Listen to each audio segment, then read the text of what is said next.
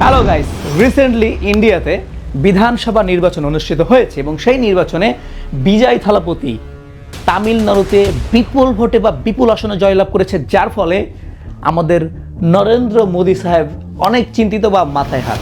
কারণ বিজয় থালাপতি একটা বক্তব্যে বলেছিলেন যে জঙ্গলের রাজা হচ্ছে সিংহ আর আমি হচ্ছি সিংহ, আর জঙ্গলের সবচেয়ে পণ্ডিত হচ্ছে শিয়াল, আর এই ইন্ডিয়ার সবচেয়ে পণ্ডিত হচ্ছে নরেন্দ্র মোদী। অর্থাৎ তিনি নরেন্দ্র মোদীকে সরাসরি শিয়ালের সাথে তুলনা করেছিলেন এবং নিজেকে রাজা বলেছিলেন। এই বিজয় থালাপতিকে নরেন্দ্র মোদী হাজার চেষ্টা করেছিল পরাজয় বরণ করানোর, কিন্তু তিনি দেখিয়ে দিয়েছেন যে হ্যাঁ, অ্যাকচুয়ালি তিনি রাজা। তো এটা একটা টুইস্ট। সেকেন্ড টুইস্ট হচ্ছে মমতা ব্যানার্জি উত্তরবঙ্গে পরাজয়।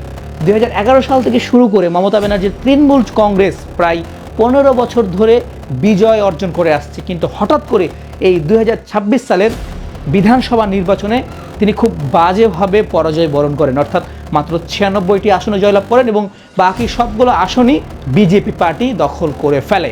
সো এই বিষয়গুলো হয়তো বা আপনারা সবাই জানেন, কিন্তু আপনি কি জানেন যে বিধানসভা নির্বাচন বা লোকসভা নির্বাচন আবার কি? আমাদের বাংলাদেশে তো এগুলো আমরা শুনিনি। সো ইন্ডিয়াতে এই নির্বাচনগুলো কেন হয়, আজকে সেই বিষয়ে আলোচনা করব। তার আগে বলে ফেলি, বাংলাদেশের একজন নাগরিককে 2টি নির্বাচনে অংশগ্রহণ করতে হয় বা 2টি ভোট দিতে হয়। প্রধানত হচ্ছে সরকার গঠনের জন্য জাতীয় সংসদ নির্বাচন, দ্বিতীয়ত হচ্ছে স্থানীয় সরকার নির্বাচন, অর্থাৎ আমরা যে মেম্বার চেয়ারম্যান গঠন করি না, এটাকে বলা হয় স্থানীয় সরকার নির্বাচন। কিন্তু ইন্ডিয়ার নাগরিককে প্রায় 3টি ভোট দিতে হয়, মানে 3বার নির্বাচন অনুষ্ঠিত হয়।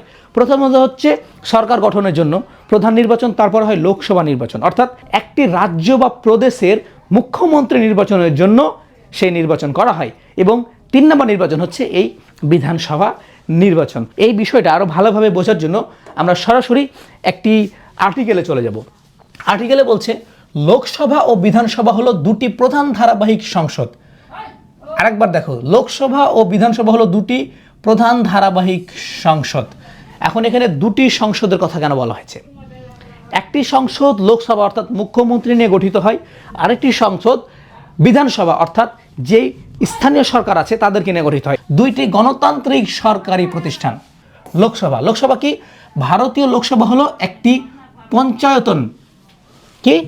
পঞ্চায়তন প্রতিষ্ঠান যা সাধারণ নির্বাচিত সদস্য দ্বারা গঠিত হয় এবং এটি ভারতীয় সরকারের সর্বোচ্চ নৈতিক কমিটি এবং বিভিন্ন সাংস্কৃতিক এবং পরিবেশগত নীতির নির্ধারণের জন্য অভ্যন্তরীণ ক্ষেত্রে আইন বিধান এবং প্রদান করে।